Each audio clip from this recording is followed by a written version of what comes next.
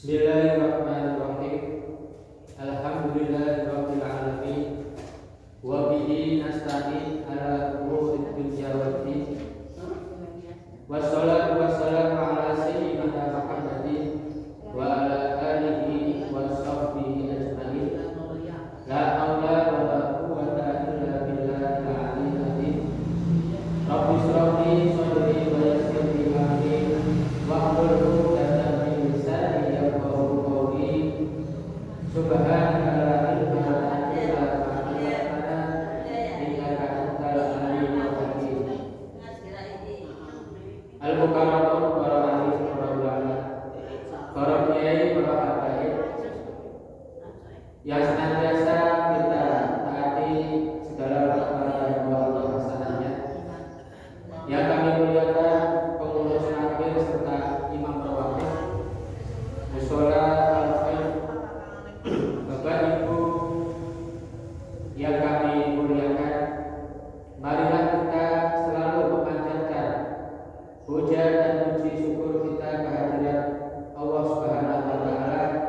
Alhamdulillah wa syukurillah ala ni'matillah, atas nikmatnya kita semua masih dalam keadaan sehat walafiat. Tentunya yang paling penting nikmat iman dan Islam. Biqaulina alhamdulillahirabbil alamin. Semoga kehadiran kita semua di sini selalu mendapat ridho dari Allah Subhanahu wa taala, mendapatkan ilmu yang bermanfaat fid-din wad dunya wal akhirah. Amin ya rabbal alamin. Ibu-ibu yang kami muliakan, mari kita bersama-sama niati ngaji ini, niat karena Allah Subhanahu wa taala, agar ngaji ini mendapatkan ridha dari Allah, mendapatkan pahala, tentunya diampuni dosa-dosa kita. Amin ya rabbal alamin. Selanjutnya salawat serta salam kita aturkan, kita limpahkan kepada junjungan Nabi Agung Nabi Muhammad sallallahu alaihi wasallam. Semoga kita selalu umatnya tergolong umat yang mendapatkan syafaat di sosial kiamat. Amin ya rabbal alamin. Ibu-ibu yang kami muliakan, melanjutkan yang kemarin. Bismillahirrahmanirrahim. Wa qala musannifu rahimahullah ta'ala wa nafa'ana bihi wa bi qulubihi fid dharain. Amin ya rabbal alamin. Ada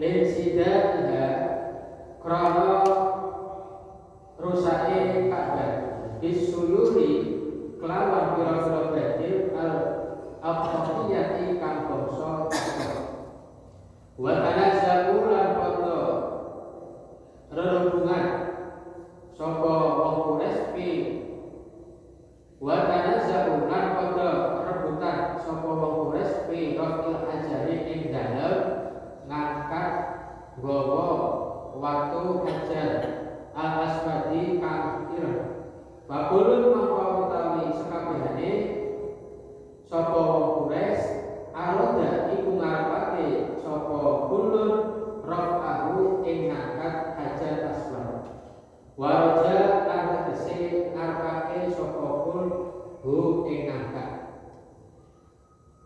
Ketika Nabi umur 35 tahun itu orang-orang suku Quraisy membangun merenovasi Ka'bah yang pada waktu itu terkena banjir sehingga keadaannya rusak. Terus setelah dibangun oleh suku Quraisy dan beberapa masyarakat di situ, suku-suku yang lain juga, mereka ketika mau meletakkan hajar aswad ini satu sama lain ingin meletakkan hajar aswad tersebut. Bahasa kasarnya rebutan untuk meletakkan hajar aswad. Sehingga beberapa suku yang ikut ambil di situ merasa yang lebih berhak. Saya lebih berhak untuk meletakkan hajar aswad ini karena suku kami adalah suku yang paling mulia, suku yang terhormat. Ini beberapa suku mengklaim atau istilahnya adalah mengklaimkan diri menjadi suku yang paling mulia. Sehingga tidak ada kesepakatan antara suku dan orang-orang yang ada di situ. Wa'aduma lan podo gede apa al-kilu jawab wal qalu lan jawab dijawab wa ta'alaku lan podo sumpah sapa kul al-bitali ing atase perang wa qawiyat lan kuat apa kul al-asobiyati ing wong kang sisa mau. Artinya apa? Ketika terjadi perdebatan antara suku yang satu dengan suku yang lain, ini menjadi saling mengklaimkan diri sehingga merasa terhormat, merasa kuat dan lain sebagainya. Summa ada au mengkotri kodo aja sapa al-Quraisy ilal insofi maring sadar bahwa dokulan kodo maslahate sapa Quraisy al-amro ing perkarane ila di ra'in maring wong kang duweni pinemu. So ipin kang bener wa ana dengan sifat hati-hati.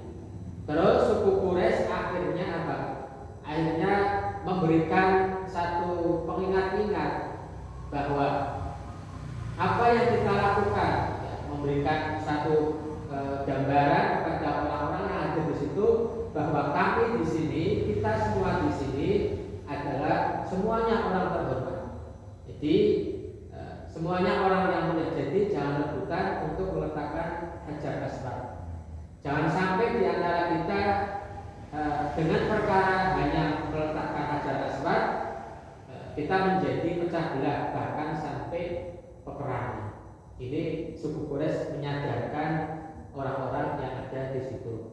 Akhirnya fahakama mengkemukumi sapa dirain, maka diambil satu kesimpulan, ya udah sekarang kita serahkan saja bagaimana kesepakatan kita agar hajar aswad ini bisa diletakkan secara singkat, ini secara cepat.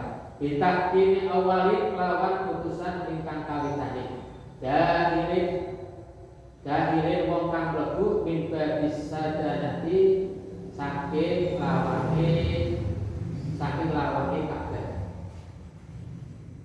As-saibati kang bangsa saibah. Akhirnya diambil kesimpulan bahwa sekarang ini aja bahwa orang yang berhak meletakkan hajar aswad adalah apabila ada seorang yang ketika memasuki pintu Ka'bah, orang pertama itu ialah orang yang berhak meletakkan hajar aswad. Sehingga musyawarah ini disepakati oleh orang-orang yang hadir di situ. Bakana mongko ono sapa an-nabiyyu kanjeng Nabi Muhammad sallallahu alaihi wasallam sallallahu muga-muga maringi nambahi rahmat takdir sapa Allah Gusti Allah alaihi atas Nabi. Wassalamualaikum muga-muga nambahi keselamatan sapa Allah ing kanjeng Nabi. Awalan dari ing kalitane wong kang mlebu. Faqalu mongko ucap sapa Quraisy hadzal amin utawi iki iku wong kang kena dipercaya.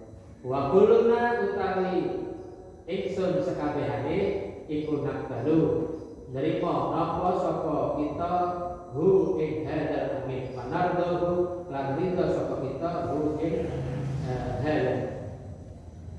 Setelah itu ketika diambil kesimpulan disepakatkan bahwa orang yang berhak meletakkan hajar aswad ini adalah orang yang paling awal memasuki pintu Ka'bah. Ternyata di situ ada besoknya kanjeng Nabi memasuki pintu Ka'bah yang paling pertama.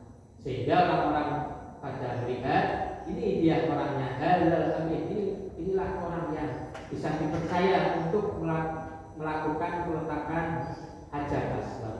Pak baru mongko aweh kabar sapa wong Quraisy bianahu kelawan studi kanjeng Nabi rodu iku studi padha ridho ayakuna ing yen ta ana sapa ibal hukmi iku wong kang duweni putusan fi hadzal mulimi ing dalem ikilah para batu bawariyah anokan duweni hadzal hukmi.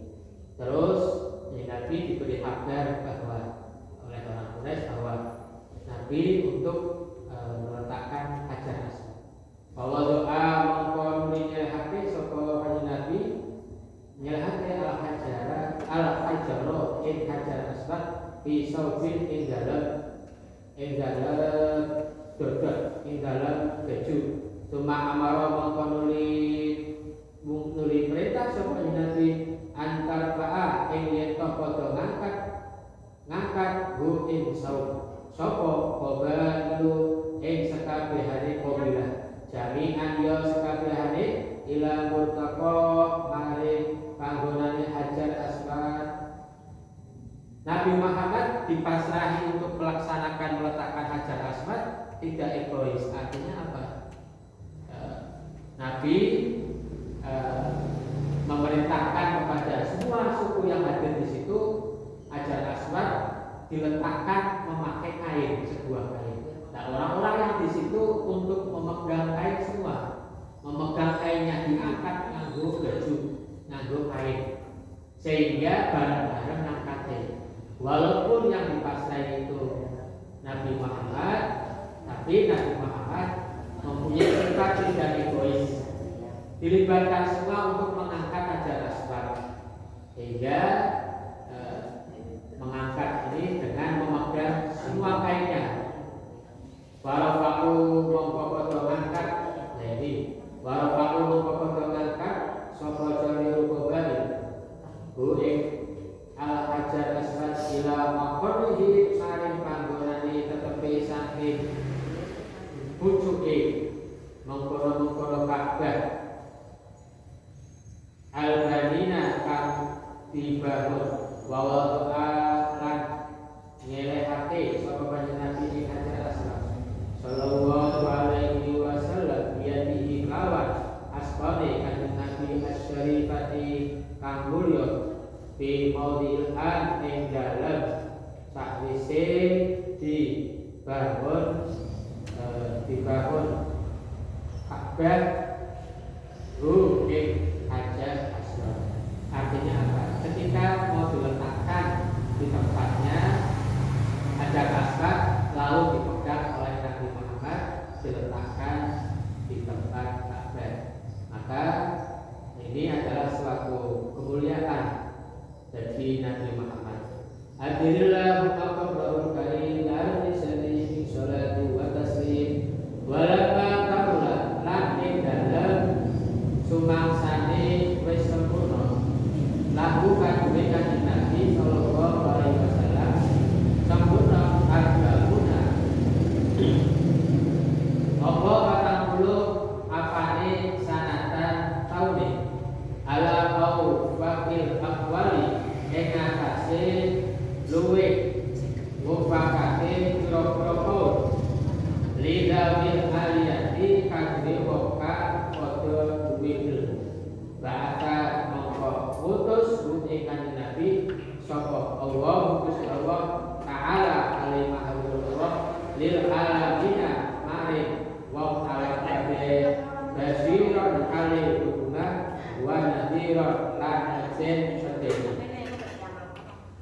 Ibu yang kami muliakan, bahwa Nabi Muhammad ketika nyampe umur 40 tahun, menurut Paul, menurut pandangan beberapa pendapat mayoritas ulama, yaitu Nabi ini diutus untuk menjadi Nabi dan Rasul. Tujuannya untuk memberi kabar bahagia bagi orang-orang yang menyembah Allah Subhanahu wa taala dan memberikan kabar buruk terhadap orang-orang yang meninggalkan perintah Allah Subhanahu wa taala.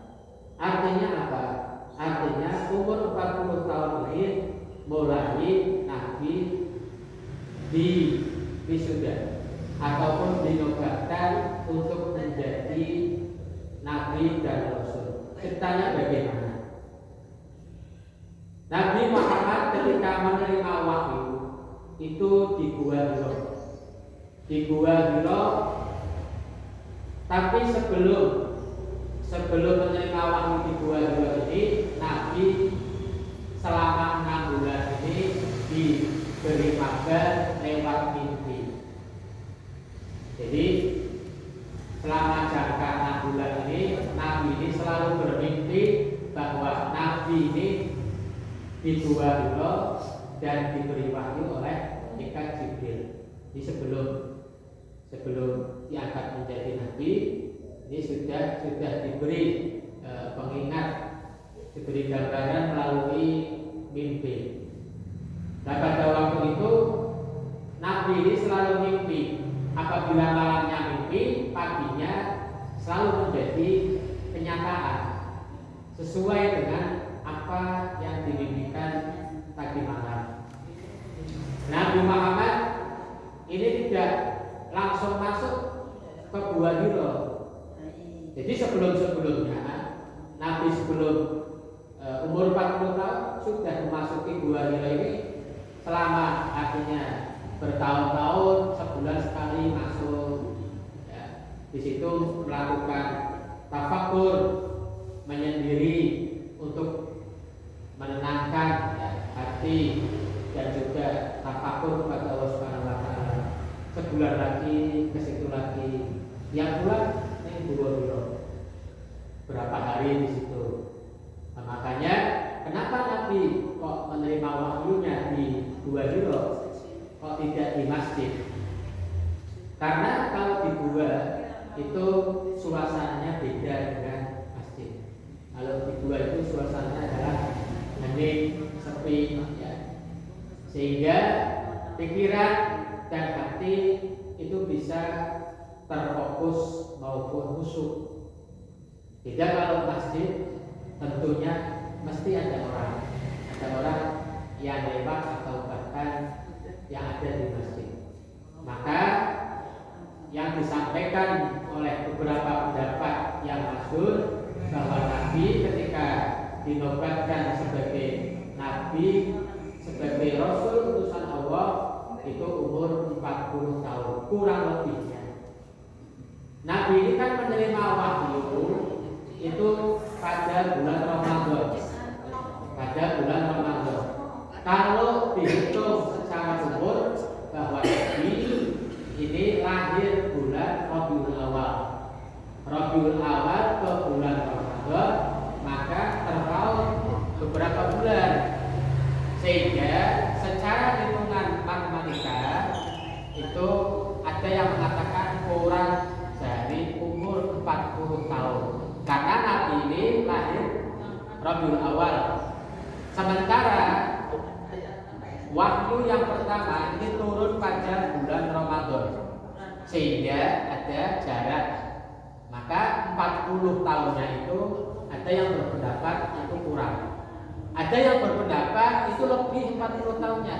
Ketika sudah mencapai umur 40 tahun Rabiul Awal, baru di bulan Ramadannya itu menerima wahyu yang pertama.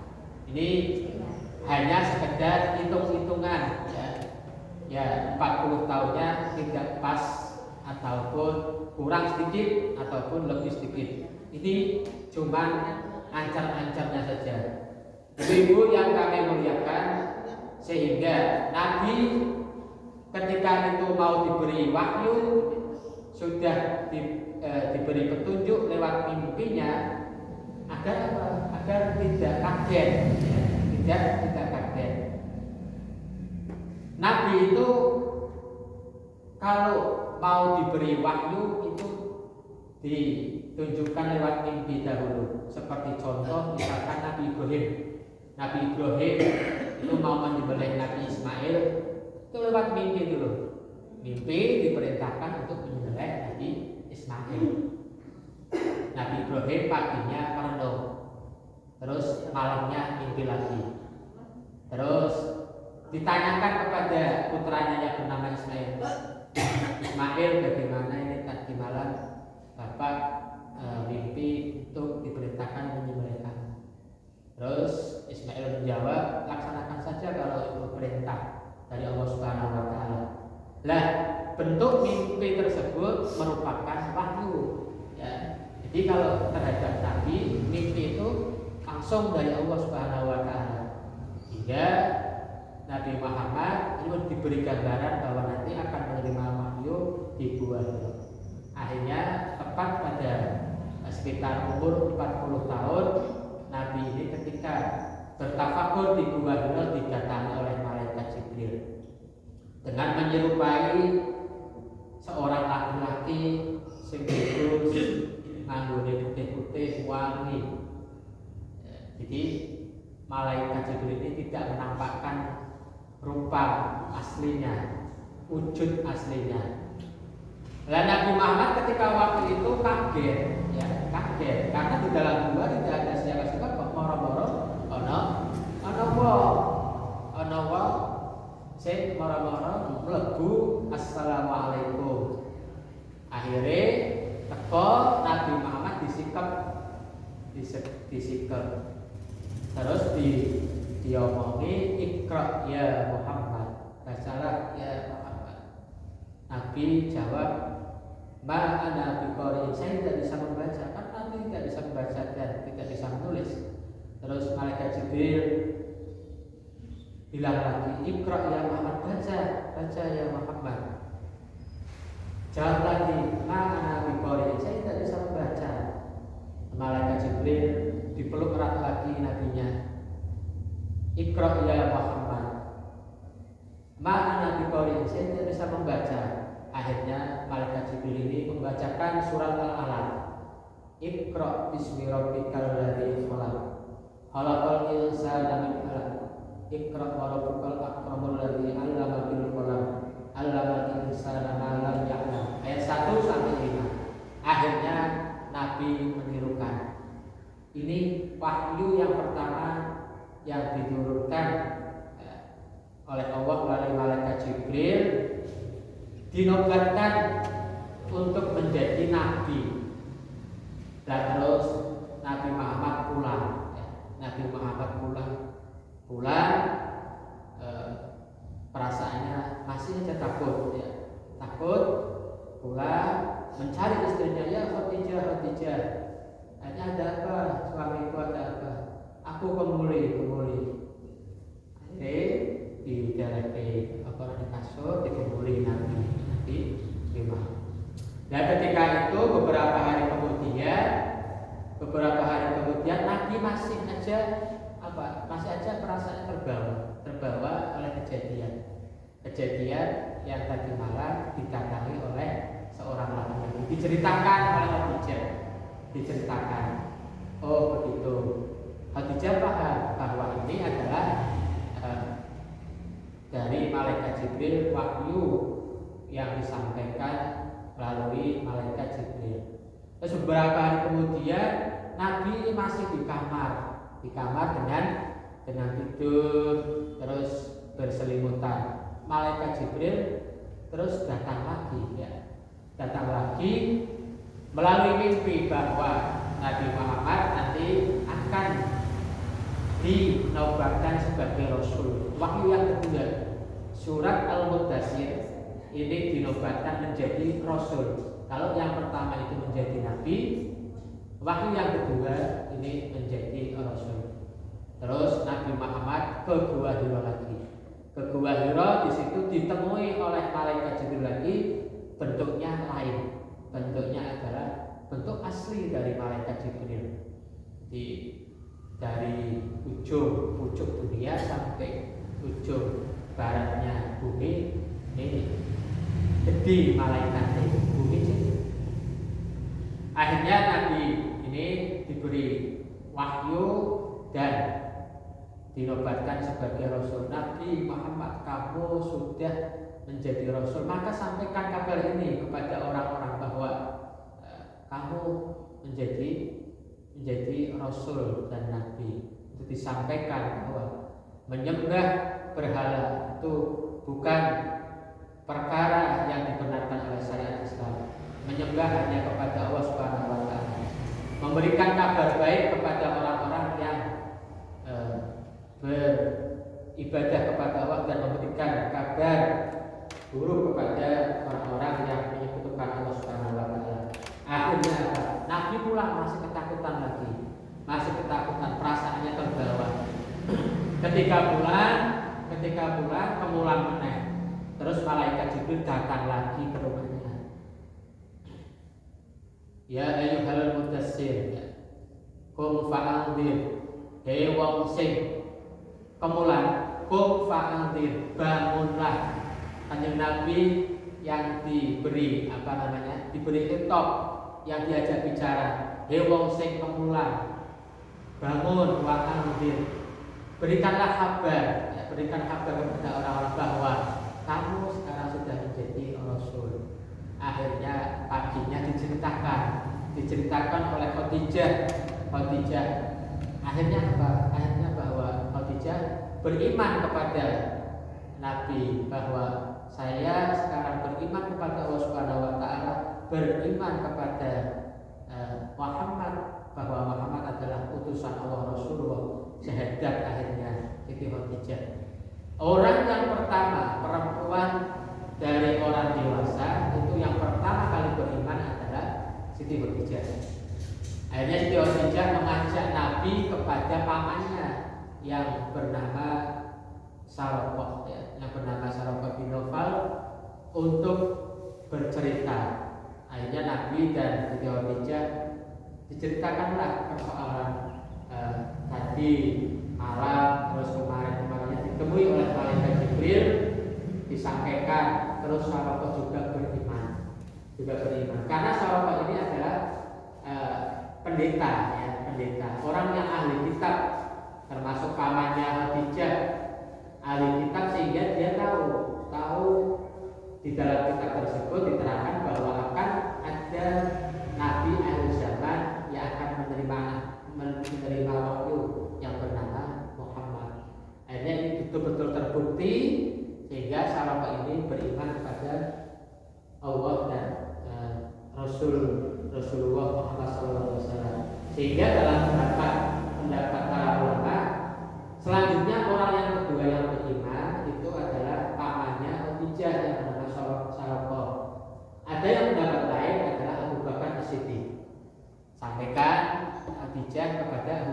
Siddiq Abu Bakar keimanannya.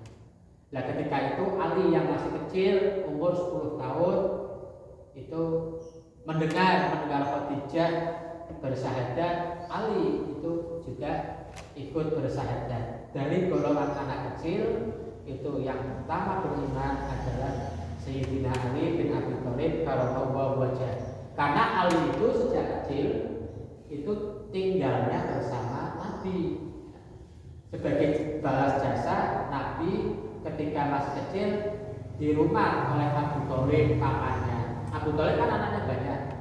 Ada Abbas, ada siapa lagi itu. Terus Ali ini sebagai balas jasa Nabi dulu pernah merawat Nabi ketika waktu kecil, maka Ali dijalur dioperi bareng Nabi yang kecil.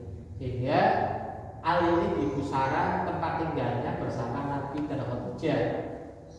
Sehingga berimannya lebih awal karena satu rumah. Ibu-ibu yang kami muliakan, mungkin itu saja yang bisa saya sampaikan sedikit. Semoga bermanfaat.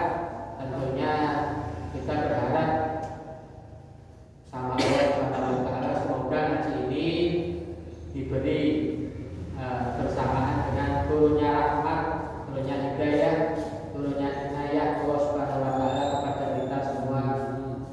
Semoga panjenengan diberi keberkahan, umur yang panjang, sehat walafiat. Amin ya rabbal alamin. Al-Fatihah.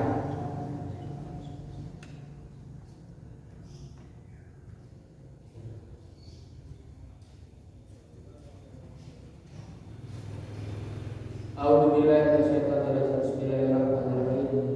Alhamdulillahirabbil alamin. Hamdan katsiran thayyiban mubarakan fihi ala kulli hal. Hamdan yuafi ni'matahu wa yazidul kama yaghfir jalali wazkar wa alihi sultan. Allahumma nas'aluka bi annaka Allahu la ilaha illa antal ahadus samad alladzi lam yalid wa lam yulad wa lam yakul lahu kufuwan ahad. Allahumma shalli ala sayyidina Muhammad wa ala ali sayyidina Muhammad kama shallaita ala sayyidina Ibrahim wa ala ali sayyidina Ibrahim wa barik ala sayyidina Muhammad wa ala ali sayyidina Muhammad kama barakta ala sayyidina Ibrahim wa ala ali sayyidina Ibrahim fil alamin innaka Hamidum Majid. Allahumma ighfir lana dzunubana wa khatayana kullaha wa li walidina wa li masyayikhina wa li mu'allimina wa ustadina wa li jami'il muslimina wal muslimat wal mu'minina wal mu'minat ya rabbal alamin. Allahumma ij'alna wa ahlana wa auladana wa talamidzana wa jama'atina khususan jama'an sholatin khasah min ahlil ilmi wal fadl wal huda wa la taj'alna wa iyyahum min ahli syarri wa dhurri wa tughyan. Rabbana atina fid dunya hasanah wa fil akhirati hasanah wa qina adzabannar. Subhana rabbika rabbil izzati amma yasifun wa salamun alal mursalin walhamdulillahi rabbil alamin. Kurang lebihnya mohon maaf yang sebesar-besarnya. Wallahu a'lam bishawab. Wassalamualaikum warahmatullahi wabarakatuh. Allah